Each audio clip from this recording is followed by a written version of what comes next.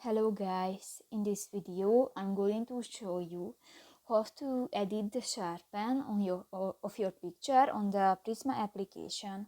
But first of all, I just want to mention, please don't forget to subscribe to our channel, because at 100,000 subscribers we are going to show you our YouTube revenue statistics and growth strategy, how to make money online. So let's jump into it. First of all, open the application on your device. Select a picture from your gallery and click to the filters icon next to the images icon at the bottom of the screen.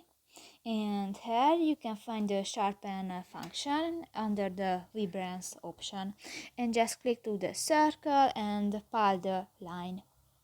And if you finish, just click to the OK button. So that's pretty much it for this video, guys. See you in the next one. Bye bye.